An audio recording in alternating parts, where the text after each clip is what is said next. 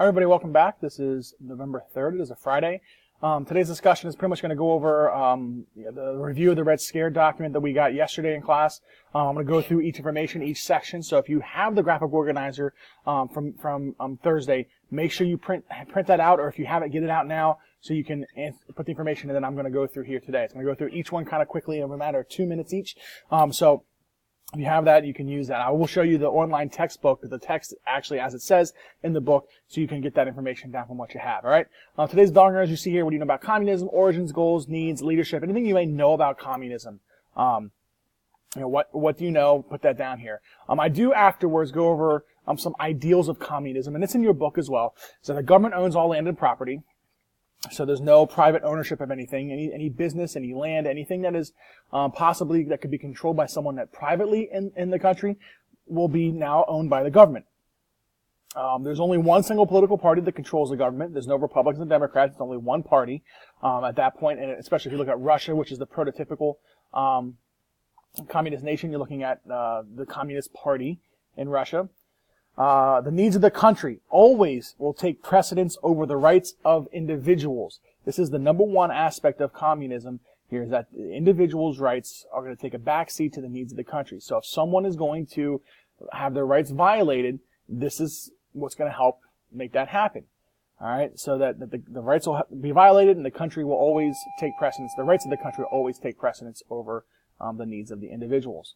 And then finally, it promises a classless society where wealth will be distributed according to need. Meaning the government will determine how much money you make, not your own earnings. There are a lot of ways that people see as this is a very negative understanding. And obviously I asked the question in class, does this sound promising to you in the way we live right now? Probably not to a lot of people. But if you're looking at the end of World War I, this is a very promising ideology, especially as people that are living in Europe who've had their homes destroyed, their farms are gone.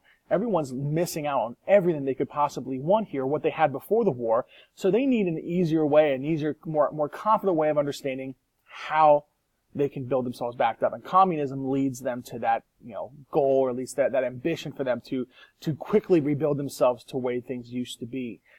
Even though it's not completely the same as it was. But this is the most promising way of the government, doing its best to help the people out in times of need. So to us today, it probably doesn't sound that great, but to people after war, it sounds fantastic as something as to which they were very, very happy to have. All right. So what I do now is, after we had this discussion in class about communists, we actually went over the graphic organizer because you were supposed to have that completed for Friday. So what I did was I went to the textbook page. I went to, if you went to Canvas, click my textbook page, I logged in. This is how you get to the page. I typed in 482, and it took me right up to the top here about this area called the Red Scare. Now, there are 4 events that occurred here. We read through this also yesterday. We read through this, and we look at how Americans were pushed forward more and more and more by anti-communist fears. And so we look at 4 events. All right, so the first one we look at is Schenck v. U.S. This is the top left-hand corner of your graphic organizer. Pretty much what happens here is a man by the name of Charles Schenck, he mailed letters to people who were not to vote for draft. He was convicted of breaking the Espionage Act, which was a wartime law aimed at spies. Now, as you can see here, Schenck was not very happy with this. In fact, in this case, he claims his right to free speech, and he argues it against the government and takes his case all the way to the Supreme Court. Now, in the Supreme Court, Justice Oliver Wendell Holmes made the decision that the government is justified in silencing free speech where there's a clear and present danger to the nation. Now, we can argue at this point that this is not a clear and present danger. However, something that at that moment the judge in the Supreme Court said, yes, it is. This is something like as if you're saying, you're crying fire in a crowded theater. That's pretty much what you're doing here. All right. So it's something that it's not true. It's not real, but it can also cause a lot of panic, which is what the courts tried to avoid. So that's Schenck v. U.S. Again, if you need to pause this video anytime to look at this section, just pause it, and you'll be good to go to get that section. All right. Next is Gitlow v. New York. All right. So in this part, Bernard Gitlow, he printed and published calls in 1919 to overthrow the government by force. Pretty much he printed out little leaflets of paper that said, we got to overthrow the government. This is when we should do it. He is also arrested, and again, argues that the state of New York had violated his constitutional guarantees of freedom of speech and of the press. Not only does he put these on leaflets, but he also puts them in newspapers. So he's arrested for that. But in the past, the Supreme Court had ruled on Bill of Rights protecting individuals against actions of the federal, not state governments.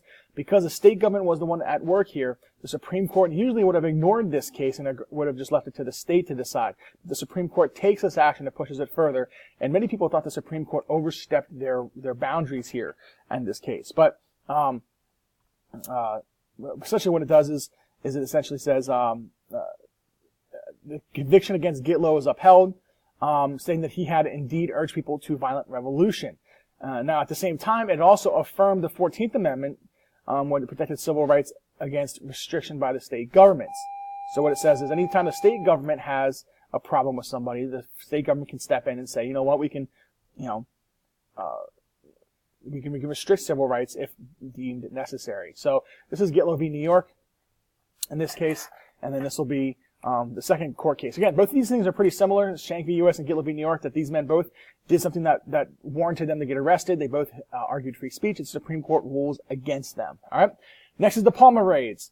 In 1919, bombs exploded at the home of A. Mitchell Palmer, who is the Attorney General. The Attorney General is the chief legal mind throughout the land.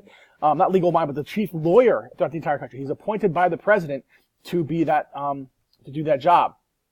Now, although Palmer escaped injury, he began to come out and start these raids against many people he thought were subversives, people he thought were a clear present danger to the country.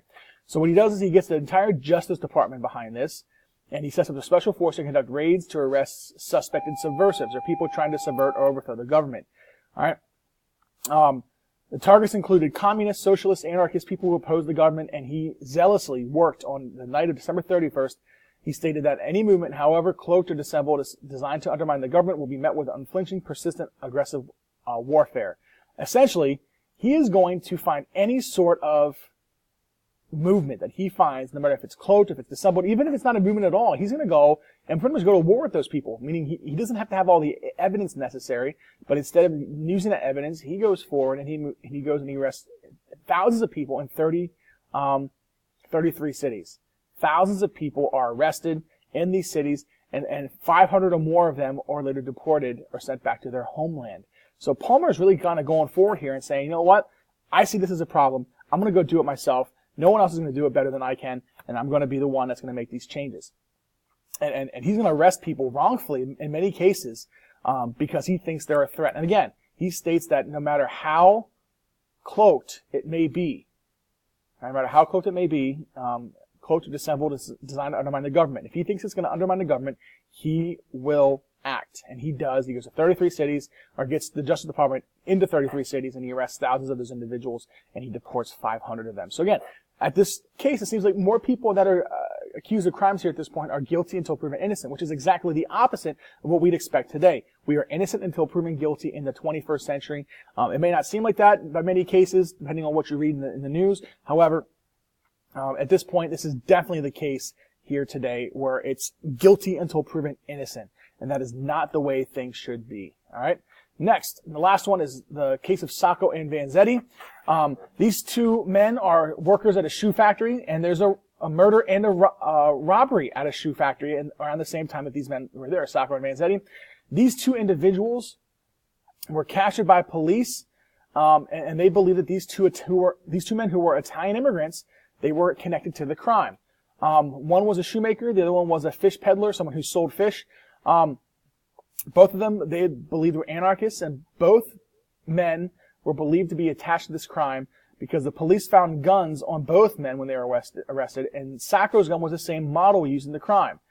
Both of these men, when they were arrested, were thought of to having being arrested only based on the fact that they were anarchists and that they were immigrants, that they were profiled because of that reason, and they were made to be set an example of.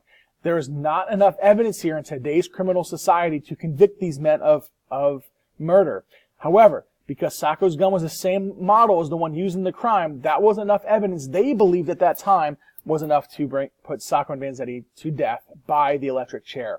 And that is exactly what goes on here, is that these men are, many observers thought the trial was unfair. A jury found Sacco and Vanzetti guilty. Their lawyers appealed the case to higher courts, and again for years, but the convictions were upheld. The two men were sentenced to death on April 27th, and despite mass protests, they died in the electric chair 4 months after their sentencing.